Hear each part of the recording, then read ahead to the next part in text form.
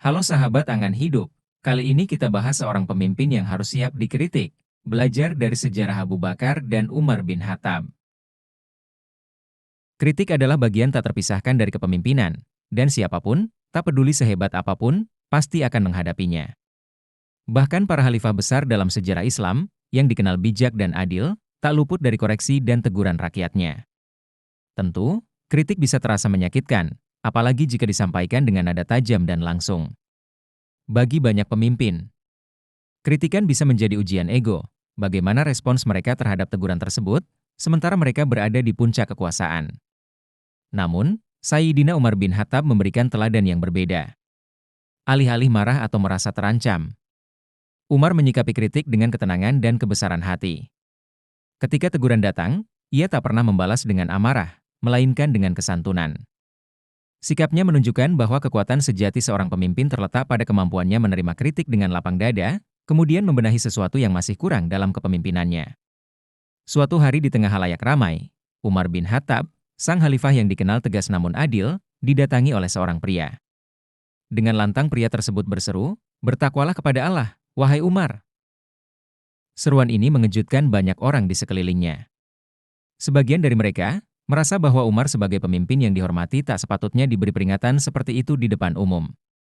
Mereka hendak menyuruh pria itu diam, tetapi sebelum ada yang bertindak, Umar menghentikan mereka. Dengan ketenangan yang khas, Umar menoleh dan berkata kepada mereka, "Tidak ada kebaikan pada kalian jika kalian tidak mengatakannya, dan tidak ada kebaikan pada kami jika kami tidak mendengarnya."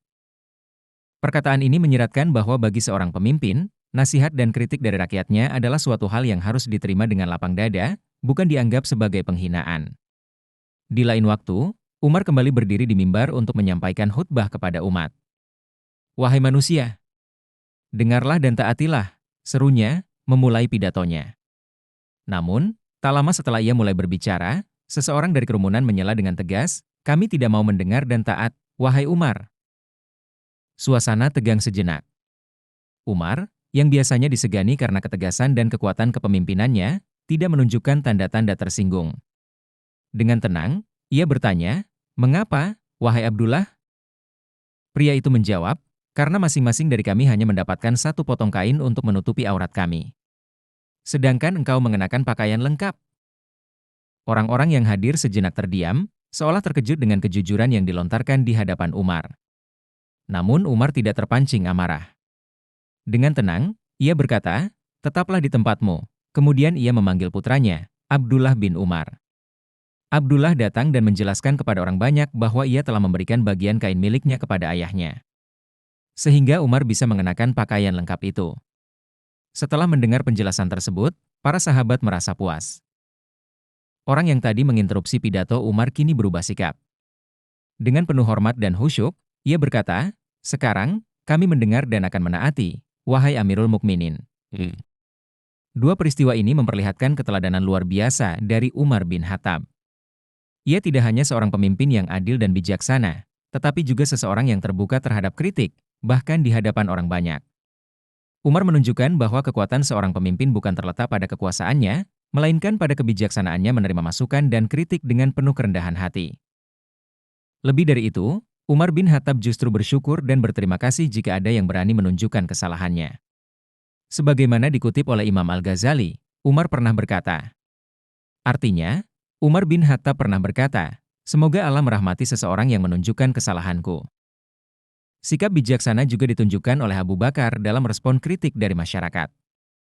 Ia tidak hanya terbuka terhadap masukan, tetapi secara terbuka mendorong agar setiap keputusan dan tindakan yang diambilnya dikomentari dan dievaluasi. Hal ini tercermin dengan jelas dalam salah satu khutbahnya, di mana ia menyampaikan pesan penting tentang tanggung jawab kepemimpinannya. Artinya, jika aku berbuat baik, maka bantulah aku. Namun jika aku menyimpang, luruskanlah aku. Abu Bakar juga memberikan teladan dalam hal membuka ruang bagi koreksi dan evaluasi terhadap kepemimpinannya. Ia tidak menuntut masyarakat untuk taklid buta terhadap setiap kebijakannya. Sebaliknya, ia bersikap inklusif, membiarkan rakyatnya untuk menilai dan mengkaji ulang setiap tindakannya. Abu Bakar menegaskan dalam salah satu khutbahnya, artinya, maka taatlah kepadaku selama saya taat kepada Allah Subhanahu wa Ta'ala. Jika saya durhaka kepadanya dan Rasul-Nya, maka jangan taat kalian kepada saya. Hal ini juga tercermin dalam pernyataan Sayyidina Abu Bakar yang dengan kerendahan hati menolak untuk melegitimasi dirinya sebagai yang terbaik di antara umatnya. Ia menegaskan bahwa kepemimpinannya bukanlah tanda superioritasnya, melainkan tanggung jawab yang diembannya dengan kesadaran penuh akan kekurangan diri. Beliau berkata, artinya, sungguh, aku telah diamanahkan untuk memimpin urusan kalian, namun aku bukanlah yang terbaik di antara kalian. Oleh karena itu, musyawarah dengan para sahabat menjadi tradisi intelektual yang dijalankan oleh Abu Bakar dan Umar bin Khattab. Dalam memutuskan perkara yang tidak ditemukan solusinya secara jelas dalam Al-Quran maupun hadits. Tradisi ini tercermin dalam paparan As-Suyuti berikut. Artinya, Abu Bakar mengumpulkan para pemuka dan orang-orang pilihan. Lalu bermusyawarah dengan mereka. Apabila mereka mencapai kesepakatan atas suatu pendapat, maka ia memutuskan berdasarkan hal itu. Umar juga melakukan hal yang sama. Dalam sistem musyawarah, setiap orang yang hadir memiliki hak yang sama untuk menyampaikan pendapat, memberikan kritik, serta menawarkan masukan dan evaluasi. Tidak ada ruang bagi klaim kebenaran mutlak dari satu individu. Semua pendapat harus dihargai dengan tujuan mencari solusi terbaik secara kolektif. Pemimpin yang terbuka terhadap kritik, evaluasi, dan koreksi adalah pemimpin yang benar-benar mempraktikkan nilai-nilai musyawarah. Hal ini bahkan dicontohkan oleh para khalifah. Meskipun mereka memiliki rekam jejak luar biasa dan diakui secara luas, termasuk oleh Nabi Muhammad. Mereka tetap rendah hati dan bersedia untuk dinilai oleh orang-orang di sekitarnya. Dalam sebuah hadits, Nabi Muhammad SAW bersabda, artinya, yang terbaik dari umat ini setelah nabinya adalah Abu Bakar dan Umar bin Khattab, Hr. Ahmad. Dengan demikian, para pemimpin di Indonesia seyogianya terinspirasi untuk meneladani jejak Abu Bakar dan Umar bin Khattab sebagai pemimpin yang selalu siap dikritik, dikoreksi, dan dievaluasi.